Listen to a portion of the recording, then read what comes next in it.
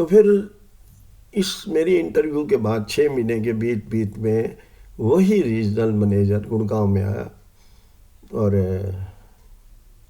मैं ब्रांच में नहीं था। सबसे पहले उसने अटेंडेंस रजिस्टर के बजाय बोला कि अटेंडेंस रजिस्टर लाओ। तो उसमें मैं गैर हाजिर था क्योंकि मोबाइल वगैरह ये सब नहीं थे तब, पुरानी बात है, नहीं होते थे।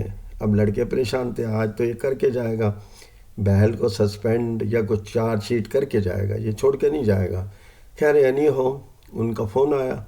मैंने कहा भाई मैं तो अभी नहीं आ सकता क्योंकि मैं हरियाणा के एक मंत्री को विकलांगों के विकास के लिए एक मेमोरेंडम दे रहा हूँ, उनको रिक्वेस्ट कर रहा हूँ। तो मेरे यहाँ भाषण है और मंत्री साहब भी आए हुए हैं और जब वो जाएंगे तभी आऊँगा, चाहे 5 बज जाए 6 आ जाए, चाहे अटेंडेंस लगो या ना लगो, क्योंकि मैं एक अच्छे काउज के लिए हूँ। तो मैं भी अपनी हाजिरी में, अपनी इंक्वायरी में सब बातें रखूँगा और मंत्री जी की पेशी भी करवाऊँगा।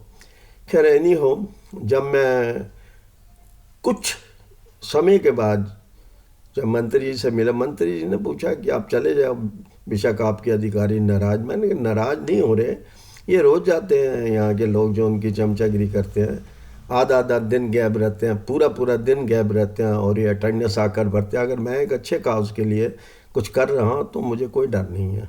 ठीक है, मैं आगे जब मैं पूरे 4:45 के करीब पहुँचा, मैं अंदर गया कैबिन के। मैंने कहा सर वो अटेंडेंस रजिस्टर दे दो, मैं उसके ऊपर अपनी हाजिरी लगा लूँ। शायद मेरी लगी नहीं, मैं गया तो 12-1 बजे था पर हाजिरी नहीं लगी थी। कोई बात नहीं बैल यार, ऐसा ऐसा होता रहता है, क्या हो गया तुझे, काम था तो तू चला गया। मैंने तो कोई एतराज़ नहीं किया। कहाँ थे आप? मैंने कहा जी वो मंत्री जी आए हुए थे, उनको थोड़ा सा कि देना था, चाय पानी भी पिलानी थी, उनकी आवा भगत भी करनी थी, कुछ लोग भी वहाँ पे गरीब गुरबे आए हुए थे। ये डेट है, ऐसा टाइम मिल गया था मुझे मंत्री जी से, मुझे आज जाना ज़रूरी था क्योंकि मुझे नहीं पता था आप आ रहे हैं। तो मैं शायद अनुरोध कर लेता कि आप किसी और दिन आए। नहीं नहीं नहीं, वो बोला नहीं नहीं नहीं, ऐसा ऐसी कोई बात नहीं है, आप बिल्कुल ठीक आए हैं, आप काफ़ी थके हुए हैं मेरे ख्याल। तो उसने मैंने भाई चाय वाय मंगवाओ बैल साहब से, इतना बिजी रहते हैं, काम भी पूरा पेंडिंग पड़ा हुआ है इनकी टेबल पर, ये भी करना है इनको, तो चाय तो पिलाओ इनको। तो मैंने बोला नहीं नहीं नहीं ठीक है भाई, चाय लेके आओ जल्दी चाय। मैंने कहा सर मुझे चाय की तो आवश्यकता नहीं है, मैं अपनी सीट पे चला जाऊँ, काम कर लूँ, क्योंकि काम पूरा करने के बाद फिर मैं निकलूँगा, क्योंकि मैं अपने हैंडीकैप्ड वेलफेयर कल्याण के लिए निकलता हूँ और मैं 8-9 बजे तक उसमें काम, कुछ वॉलंटियर भी आते हैं। बड़ा क्लियर मैं सारी चीज़ें आपको बता रहा हूँ। और बैंक का काम कभी पेंडिंग नहीं रहता है इनका, बल्कि एक्सेस ही काम दिया जाता है, उसको भी मैं करता हूँ। मैं कभी किसी काम से मुकरा नहीं हूँ ना। ग्राहक इतने हैं कि मैं उनकी ग्राहक सेवा के लिए, हर ग्राहक मेरे पास आके खुश होता है।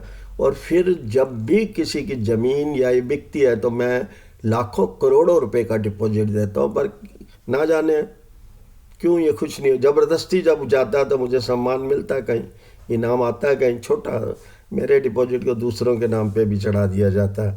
ऐसा नहीं होना चाहिए। हमें बैंक को अगर हम चला रहे हैं तो बड़े ढंग और ईमान से हमें रखना चाहिए, क्योंकि मैं एक सच बोलने वाला आदमी हूँ। मुझे नहीं पता कि मेरी ज़िंदगी कहाँ तक है और मेरी नौकरी कहाँ तक है, पर मैं अपने असूलों से अलग नहीं, पर मैं चलूँगा सच्चाई के असूलों पर, सच्चाई से अलग नहीं होऊंगा। सच बोलना मुझे बहुत पसंद है। तकलीफ़ें जितनी भी मिले वो तो मेरे भाग्य में लिखी हुई हैं, क्योंकि 2 ही साल में इस संसार में भगवान ने मेरी टांगें छीन ली थी। वो दुख तकलीफ़ तो मुझे यहाँ भी है, वहाँ भी है, उधर भी है, सब जगह तकलीफ़ें हैं मेरी ज़िंदगी में, पर मैं तकलीफ़ों से मुकर नहीं सकता।